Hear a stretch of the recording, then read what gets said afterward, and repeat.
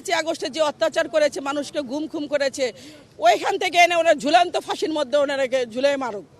এই জেলখানা থাকা অবস্থা ওনাকে একটা ডাক্তার পর্যন্ত দেখতে দেয় না, সেটা সারা বিশ্ব দেখেছে, বারবার দেখাইছে। উনিকে কারোর সাথে, ওনার পরিবারের বা দলের কারোর সাথে ওনাকে দেখা করতে দেয় নাই।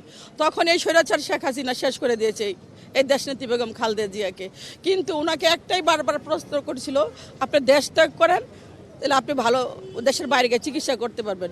উনি একটাই কথা বলেছে, এদেশের জন্ম আমার, এদেশের মৃত্যু আমার, আমার সন্তানদের ছেড়ে আমি কোথায় যাব, এদেশের জন্য আমার মৃত্যুটা হয়। উনি এই 18 কোটি মানুষকে ছেড়ে উনি কখনোই যায় নাই।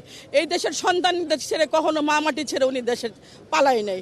এই 11 দেখেছেন ওনার উপর কত অত্যাচার জুলুম হয়েছে, ওনার এই তারেক রহমানকে পঙ্গু বানিয়ে দিয়েছে। তারপরে আপনি এই আমাদের যে ব্যথী বেগম খালেদা জিয়ার ছোট ছেলেটাকে ওনাকে মেরে ফেললো, ওনার মা মারা গেল জেলখানা থাকা অবস্থায়, খালেদা জিয়ার মাটা মারা গেল। উনি এত সুখ সইবার পরও এদেশের সর্বোচ্চ জনগণকে ভালোবাসত দেখে উনি দেশের বাইরে যায় নাই। এখন এদেশে ওনাকে চিকিৎসা করতে বারবার বাধা দিয়েছে দেয়। আপনারা দেখেছেন ওনার হাতের অবস্থা কি, ওনার শরীরের অবস্থা কি, ওনাকে দেয় না। একটা বাংলাদেশে যে একটা ডাক্তার দেখাবো পিজি হাসপাতালে বা কোথাও ডাক্তার দেখাবো প্রাইভেট, তাকে দেয় নাই সেই সুযোগ স্বৈরাচার হাসিনা। আমার মনে হয় এই স্বৈরাচার হাসিনার এই যে অত্যাচার আমাদের এই নেত্রীর দেশনেত্রী খালেদা জিয়ার উপর হয়েছে, আমরা চাই এই স্বৈরাচার এই 5ই আগস্টে যে অত্যাচার করেছে, মানুষকে গুম খুম করেছে, ওইখান থেকে এনে ওনার ঝুলন্ত ফাঁসির মধ্যে ওনারাকে ঝুলে মারুক।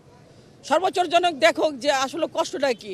আর দেশনেত্রী তো বেগম খালেদা জিয়া তো আপসিক নেত্রী।